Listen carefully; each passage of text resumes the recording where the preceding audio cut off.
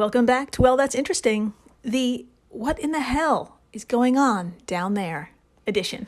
I mean, I am trying so hard right now not to make a vagina joke. But I just did. You just did. So I'm so sorry, listeners. We were all thinking it. You were thinking your version of it. Just vagina 20 seconds in. Amazing. New record. Yep. There we go. I have my arms up in two peace signs for some reason, which actually works with the vagina. That's right. Victory, vagina. Yep. Mm-hmm. Amazing. That's so that's Mercer Riley, everybody. And today is In-Betweeni 073, a truly massive underwater explosion. Oh, is it a fart? Sorry. One thing at a time. Farts and vaginas. Dr. Riley. Okay, I'll slow down. So a truly massive underwater explosion and stressed out narwhals. Why are the narwhals stressed out? I love narwhals. No one should stress them out. I know, they're perfect. They're perfect. Leave them alone. Let them be. Give them free stuff that they want. That's right. Give them everything. Of course, that's all that narwhals want is free stuff. Free stuff. Mm-hmm. Okay. That makes sense. I can see them really wanting... Whenever I think of free stuff, I just think of a TV that no one wants. Mm-hmm. I feel like everyone wins a giant TV that they're like, well, I already had one. Yeah. Where am I going to put that? Yeah. I have a phone. That's right. Exactly. I'm Jill Chacha, and I'm with, like I said, just vagina crazy, Marissa Riley. Wow. Yes. Oh, my God. That was my nickname, never, but should have been all the time. Should have been. Yeah, I know you. So, thank you. And if this is your first time listening, wow, welcome to the flock. Welcome. Dr. Riley here comes in cold and learns everything in real time, just like you. It's true. I had no idea that we were going to talk about stressed out narwhals or massive underwater farts. I am thrilled, though, because I, too, have been stressed out and farted underwater. That's right. That's right. You heard it here first. So we can all relate to this title. Underwater farts. Mm-hmm. They happen, and they're particularly embarrassing. Yes, because they're visual. They're That's right. It's true. A visual experience. Anyway. It's very visual. There's a sound, too. A little bloop. Yes. Mm-hmm. Yes. Okay. So, sorry. I was just going through all the underwater farts I experienced in public. So thank you. Oh, same. I think about it twice a day usually. And I'm just like, oh, man. That thing I did when I was 9 or whatever. Yeah. Oh, yeah. Reliving that. Mm-hmm. Great. We all are. Our listeners are too. DM us about it. Or don't. Or don't. You don't have to relive. It's okay.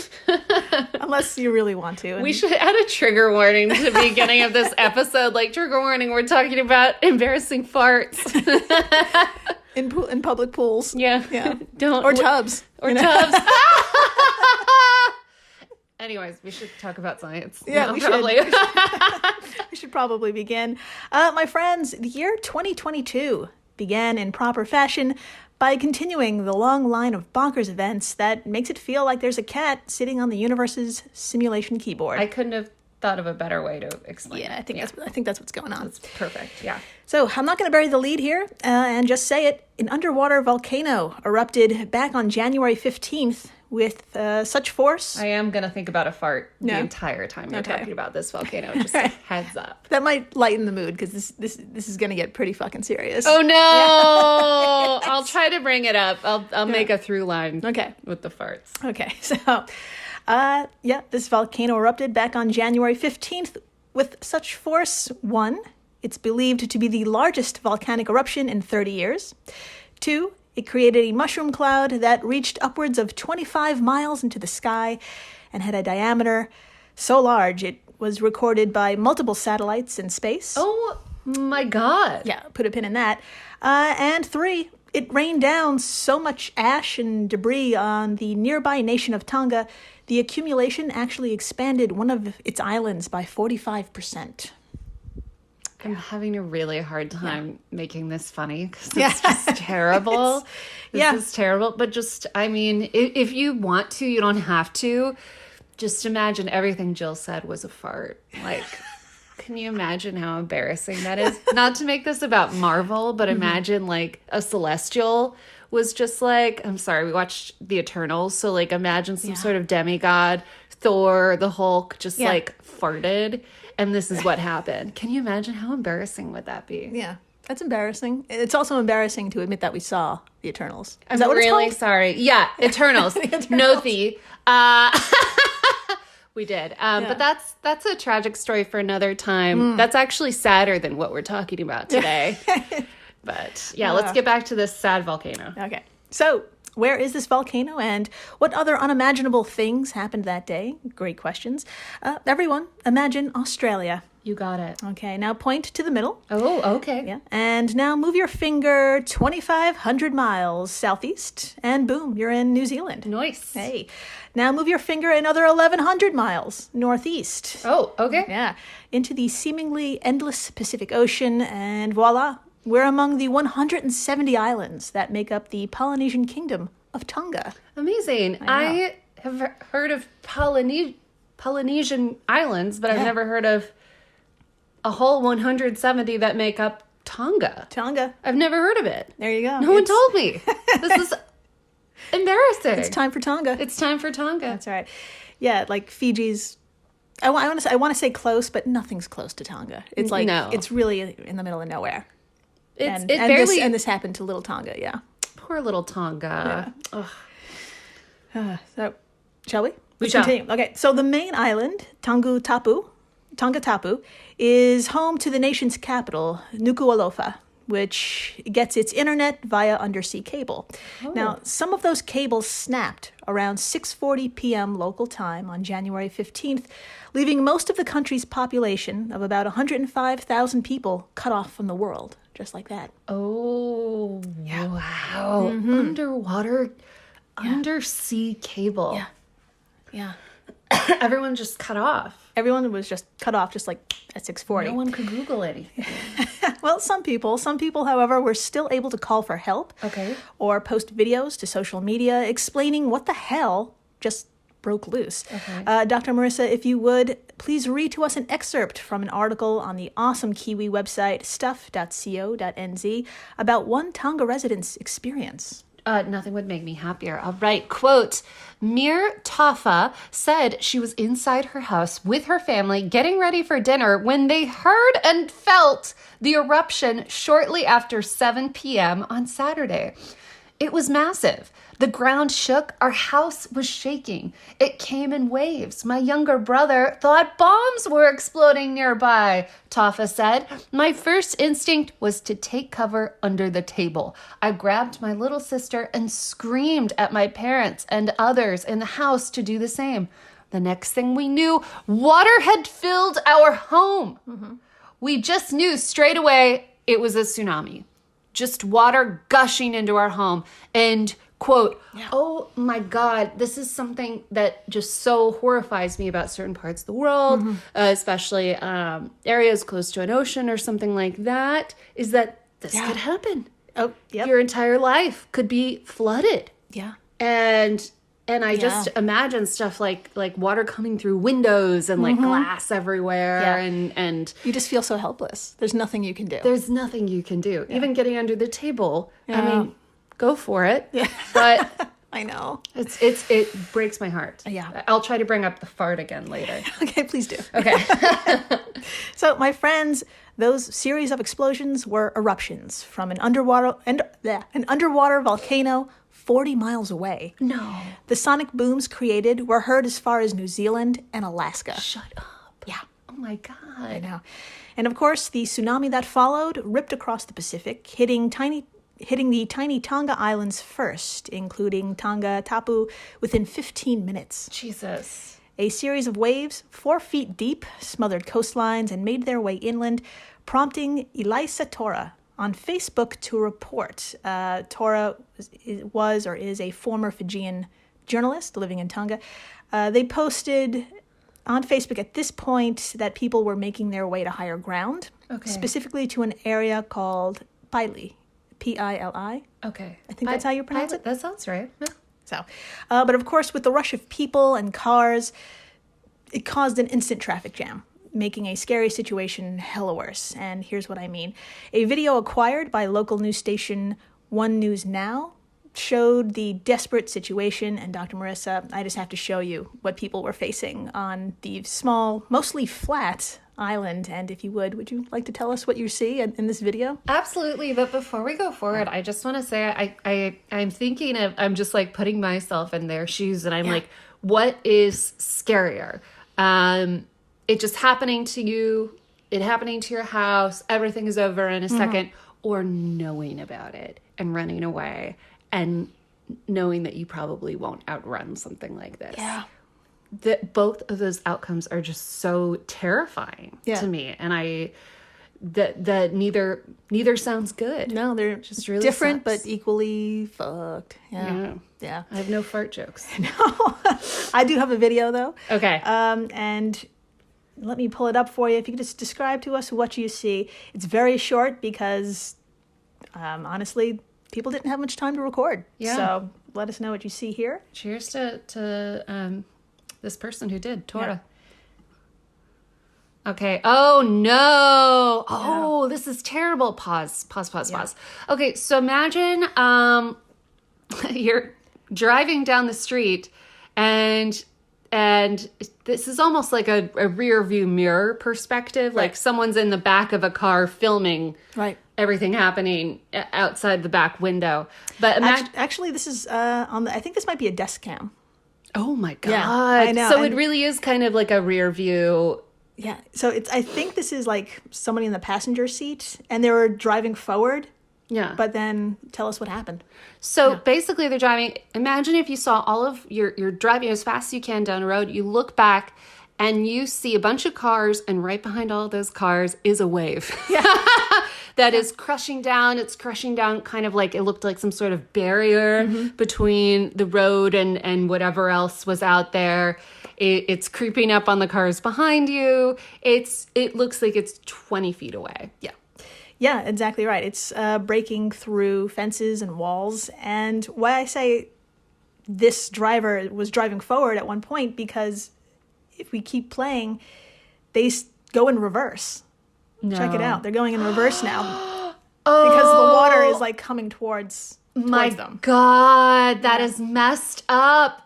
Yeah, okay. So this person is facing where the water is coming and just no choice but just to back up. Yeah. And then other cars are basically doing the same. Yeah, as this water is rushing towards them on this very narrow street. Very narrow. Wow. No hope. No. Okay, let me get back to my notes there. I have no jokes. No jokes. Sorry. Just facts. Just totally sucks. So, in true biblical fashion, after the floods came darkness. I know. As that 20 to 25 mile high mushroom cloud I spoke about earlier dispersed and covered the sky. Oh my God. My friends, that's not all. According to the National Oceanic and Atmospheric Administration, or NOAA, the eruption had a radius of 161 miles. Oh my God. Now, just for comparison, and to put how large this is into perspective, when the U.S. Army and Navy were blowing up nuclear bombs during that lovely American era of underwater testing, do you remember that? Back in the 40s? I mean, I wasn't there. I'm not that old, but I'm aware of what you're talking about. Yeah. So those mushroom clouds were only 520 feet high. And this was somewhere between 20 and 25 miles high. Oh my God. Yeah. And those nuclear explosions had a radius of about 10 miles. This one was 161 miles. That is insane. Yeah. She's covering her face. I can fathom it, but just barely. Yeah. That is like...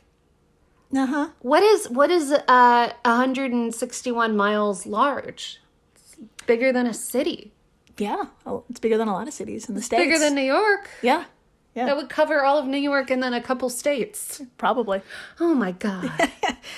In fact, NASA's James Garvin, chief scientist at the Goddard Space Flight Center, told NPR the space agency estimated the blast was about 500 times powerful than the bomb dropped on Hiroshima. Oh, wow. Yeah. Oh, my God. Uh-huh. I mean, what a great way to put it in perspective, but it really makes me feel terrible. Yeah. What a fart. It's record breaking. Yeah. Wow. If you give this volcano a Google now, it blew itself up. We can't find it on a map anymore. Yeah. I know.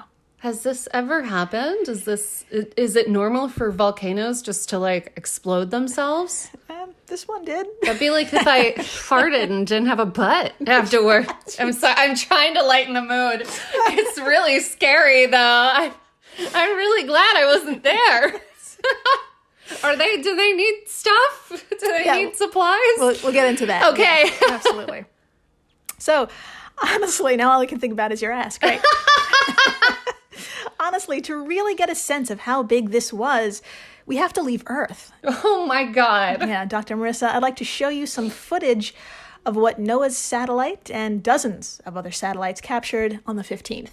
Okay. Now, for the flock out there, I'm gonna provide like screenshots you could swipe through to see the mushroom clouds expansion as seen from fucking space. Amazing. But you can also, like I said, just give it a Google. Tonga, volcano, explosion, eruption, and so much stuff will come up because it was caught by so many satellites. Yeah. Okay, Dr. Marissa, are you ready? No, but let's do it. Okay. Please tell us what you see, especially in the lower left-hand corner. Oh, okay. Got it. All right, let me get... Okay. Tell us what you see. So is this So this is a satellite image of the Earth, and then look at this corner, lower left hand. There it is. Boom. Yep. Okay, I was looking in the lower right hand because I'm that dyslexic. Right after you told me to look in the lower left. So everything's turning. The Earth is normal, and then all of a sudden, a little, like you see a little explosion. Yeah. On Earth, it's very visible. Yeah. A little white puff. Yeah. It's insane, and we're looking at our entire sphere. All and then of Earth. It's very clear that this is not a normal like storm cloud. It just shows up like in a fraction of a second. Yeah, all of the other storm clouds are moving at the same kind of like slow and steady pace and these sort of ripply movements. And then just out of nowhere, a big blotch, just really fast. Yeah. It's like a paintball. Yes. Like when you shoot a paintball gun. Yeah. How many ways can I say this? You're doing great. A ball paint. And that's what it looks like. Yeah, it's incredible. We're going to have stills from this on our social media stuff, so please come by and just be amazed. Just be in awe. Just is terrifying. So, all right, let's see. Now, what goes up must come down. Yeah. No! Sorry, I should have given you a heads up about that. You should have. And boy, howdy, the tiny island of Tongatapu was just blanketed with so much toxic ash. Ugh. The coastline of the country's main island grew in size by 45%. Wow! Like I said before. Farmland and water became contaminated instantly, making this an international and urgent fucking disaster. And my friends, may I remind you, this didn't happen over days. This literally happened overnight. All of this was just jammed into hours. My mind is like that volcano. It's just overnight. Yeah. It's not even there anymore. Yep. Exactly. And as word spread of this monumental explosion, so did tsunami warnings across the globe. According to the Associated Press, the U.S. Geological Survey estimated the eruption caused an equivalent of a magnitude 5.8 earthquake. Okay. And this is just an eruption. It's not an earthquake, which is crazy. But wild. Yeah. So advisories were issued for Japan, Hawaii, Alaska, and the U.S. Pacific coast. But, Dr. Marissa, please tell us, did those waves actually make it all the way across the fucking globe and hit the United States? I mean, I hope not, but let's see. From the AP article, Tsunami Threat Recedes from Huge Pacific Volcanic Eruption. Nailed it. Quote, Savannah Peterson watched in shock as the water rose several feet in a matter of minutes in front of her oceanfront house in Pacifica, California, just south of San Francisco. It came up so fast. And a few minutes later, after that, it was down again. It was nuts to see that happen so quickly. I've never had water come all the way up to my front door, and today it did. Police rescued a surfer whose surfboard broke in powerful waves off. Oh, it broke. Yeah. It broke in powerful waves off San Francisco. Holy shit. Farther south in Santa Cruz, California, officials were taking stock of damage after a surge damaged boats and inundated low-lying streets and parking lots, sending cars afloat. In Southern California, surging water sunk at least one boat in Ventura Harbor, northwest of Los Angeles. End quote. I mean, it's just not even comparable to what happened in Tonga. No, but it affected us still. It was visible. I do think it's funny that a woman was like, it came all the way to my house. Yeah. You did a great impression. Well done. I was making tea, and there it was. Yeah. And then I went back to watching The Real Housewives. Yeah. I don't know if that's how she talks, but... But it actually, it affected our shores everywhere from Alaska down to Southern California. That's wild. It's absolutely fucking wild. Fucking wild. But like you said, overall, we have nothing to complain about compared to Little Tonga. My friends, their 7-layer shit cake is topped off with a thick coating of complicated icing because, for you see, the nation of Tonga has not had one outbreak of COVID. Oh my God. That's right. Their isolated location has kept them safe from our modern plague. But, like you brought up, they need international assistance to get through this. That is so... I'm just sorry. Her hands are in her face. The cruel irony of, like, avoiding COVID, which just sounds so impossible. I didn't even think about the fact that islands could avoid COVID. Yeah. And just to not... I mean, you still get the stress and probably their version of a quarantine, not being able to travel. But it's a lot better than worrying about your grandma getting sick, yourself getting sick, your loved one. I know. So, and then this bullshit. And then this fucking fart ruins everything. That's right. Farts ruin everything. It's true. Jesus. Yeah. Now they're going to get a plague. Oh my God. Sorry. Tell me more. Okay. So, needing international assistance means foreign nations with good intentions arrive on their shores. They could also bring, like you said, the risk of, say it with me now, infecting a vulnerable population by accident. Yeah. So that's a threat. Needless to say, recovery needs to be swift yet meticulous. Whoever is the project manager on this job needs to take into account the urgency of people needing clean water while taking into account a fucking pandemic. Now, as I wrote these notes like 2 days after the event. Oh my God. Okay. So I have a small update for y'all. Okay. So communications were down for about 5 days. Wow. Since the volcano named Hunga Tonga Hunga Ha'ape exploded. International help has started. Help from Japan, New Zealand, and UNICEF, and they're actually doing a contactless delivery. That's incredible. Yeah, they're doing contactless stuff, including water, food, and generators, and all the stuff that you would need in a disaster like this. I'm only worried because I hope they have enough doctors and medical staff. Yeah. But I'm positive if they needed that, that would be communicated. Yeah. And properly done. Yeah. Or not. I don't know. The world messes everything up. But that's awesome that they're doing it contactless. Contactless deliveries, yeah. So impressed. I know. Wow. And I think I read somewhere on NPR that like 60% of the Tonga population is already vaccinated anyway. So that's really great. So I really like that. That's good. That makes me feel better. Also, on the upside, only 3 deaths have been reported, which is insane. Wow. I know. Specialists say it's thanks to the volcano and tsunami drills Tonga citizens have been practicing throughout the years. So, I mean, of course, the people of these islands, you know, they know what's up. If they can avoid a plague, they can, and they've lived on these islands forever. Mm-hmm. They have family members. They've been through this before. Oh, yeah. They know what to do. Mm-hmm. Doesn't make it okay. But, I don't know. But it helped. 3 people, which is tragic, but also... I was expecting like hundreds. Yeah, I know. Thousands. It could have been. Yeah, so everybody watch this space. It's, they're still rebuilding and putting their lives back together. Yeah, I dedicate every fart joke I've ever told to the people of Tonga. And I mean that with such sincerity and love. Yeah.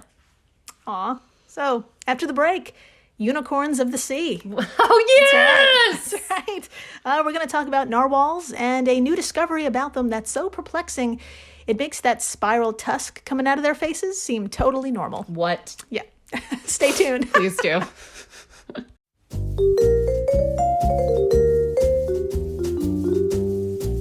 Have you ever wondered what really happened to Amelia Earhart or the lost colony of Roanoke? Do you ever find yourself scouring the internet for vicious Victorians and their murders by gaslight? Or perhaps you're just sick and tired of women being constantly misrepresented or plain lied about throughout history? If so, join me, Katie Charlwood, history harlot and reader of books, on Who Did What Now, the history podcast that's not your history class. Part of the Airwave Media Network. Available on Apple Podcasts, Spotify, or wherever you listen to podcasts. Adios, au revoir, au revoir, my friends. Bye-bye.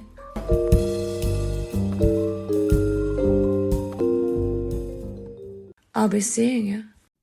Hello everyone, Takuya here, And I'm Gabby. and we are the hosts of History of Everything, a podcast which you can probably guess by the name is, well, it's about everything.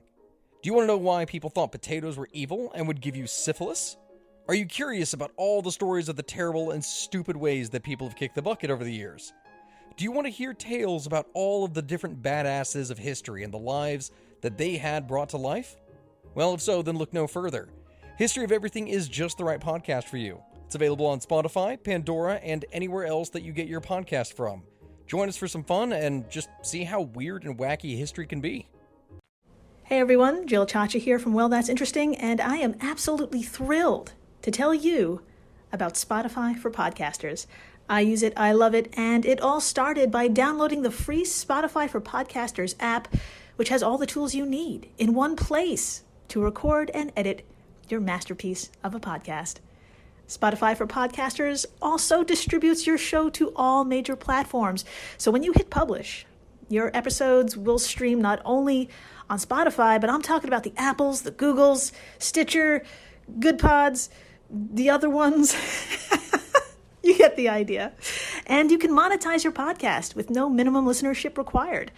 You could also set up monthly subscriptions and record ads just like this one. So what are you waiting for? Download Spotify for Podcasters today and start changing the world. Oh, and please, stay interesting. And we're back. We are so back. We're so back. And my friends, what sick bastard doesn't love a chubby narwhal? What regular bastard doesn't love a chubby narwhal? They're so damn cool. They're so cute. I love them. If you're not familiar, narwhals are a medium-sized toothed whale, identifiable by one large tusk Yup. jutting out from their face. Uh-huh. Heads up, it's actually a canine tooth that projects from the left side of the upper jaw through the lip, and it's most commonly seen in males. Amazing. And like any tooth, it's damn sensitive, with an estimated 10 million nerve endings. Oh my God. But unlike most teeth, this will grow throughout the narwhal's life, reaching lengths of up to 4 to 10 feet long. I wish our listeners could see like how big I'm smiling right now, just thinking about narwhals. I hope y'all are too. Yeah. Now, if a long-ass tooth that never stops growing sounds a bit odd, a new recent discovery might be a close second. Oh. Join me, if you will, on the chilly shores of Scoresby Sound, located on the southeast coast of Greenland. Oh, so random. I know. We're with Terry Williams, an ecophysiologist from the University of California, Santa Cruz, and a group of indigenous hunters from Itokortormit. Amazing. I think I nailed it. Nailed it. A very small town just north of the Sound. When I say tiny, I mean it. As of 2020, only 345 people live there. Holy shit. And it's been described as one of the most remote settlements on Earth. Oh my God. No. I want to know more, but at the same time, I don't. It's theirs. Yeah, they like y'all it. Keep it. Have a good time. Enjoy. Dr. Marissa, according to Bridget Katz of Smithsonian Magazine, why is Terry here with some of the most isolated folks on our planet, and what do they plan to do? I gotta know. Let's talk about it. All right, quote, known as the unicorns of the sea, narwhals are elusive creatures that dwell in frigid Arctic waters, spending several months of the year beneath thick layers of sea ice. Sea ice. I love that. This makes it difficult for researchers to study the tusked beasts, but this team of scientists joined up to work with indigenous hunters to track the whales. Amazing. When narwhals got trapped in the hunters' nets, researchers used suction cups to attach devices that measure heart rate, depth, and motion to the narwhals' backs. Then the animals were set free. End quote. I got a little stressed when I heard net, but in this case, they were released. They were doing it safely. It's all okay. I hope. It sounds like. Yeah. I trust if there are people who have been there long before we have, they probably know best. Oh, yeah. So absolutely. Yeah. So teamwork made the dream work, as Terry became the first researcher to attach an electrocardiograph accelerometer depth recorder thingy. Please put that on something.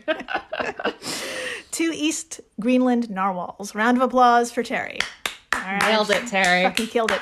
And the device's goal was simple enough: to monitor the physiological and behavioral responses of these chubby cuties as they swam away from a stressful situation, like being entangled in a human's net, something unfortunately becoming more and more common. Yeah. Now, when the data came in, it turns out their physical response left Terry with more questions than answers. As does everything on this podcast. That's right. Let's talk about it. The more you look, the more parasites and butts you see. You know? They're That's just it. they're everywhere. Yeah. There's one in you right now, probably, but that's for a different episode. We'll leave you thinking about that. Yep. Generally, when a creature is faced with danger, they do one of the following. They fight, they flight, or freeze, right? Yes. And fighting or fleeing makes heart rates increase. Yeah. And when freezing or staying as still as possible until the threat moves away, heart rates usually decrease in animals. But Dr. Marissa, please tell us, what physical reaction is happening in the narwhals after net entanglement? I would love to talk about it, especially since I admire them so much and I get scared of everything. Okay. From NPR.org, quote, the narwhals swim hard and dive deep to escape after being released from a net. But at the same time, their heart rates dramatically plummet. What? It's almost like they are simultaneously trying to freeze and flee. This is an unusual reaction to an unusual kind of threat, says Terry Williams. I don't believe that this is the normal response when the animals are being pursued by a killer whale, end quote. So, they chill while running away. It's confusing. But they have theories as to why this is happening. Okay. Yeah. Should we dive into it? Let's do it. I just need like one more second to think about it. Yeah. Yeah, it's confusing and probably not what's supposed to happen. As a human, I'm trying to relate to it. And I just think of nothing. I've never run and been chill at the same time.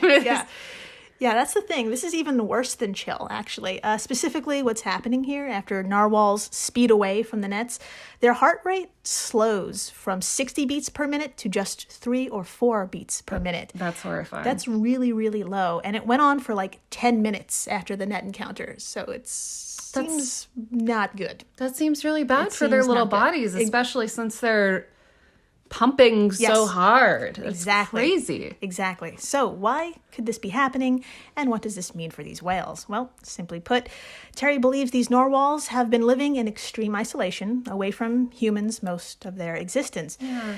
But now with the Arctic ice melting and the region opening up to us, we're a new threat they've never encountered before. And their body is super confused and in shock.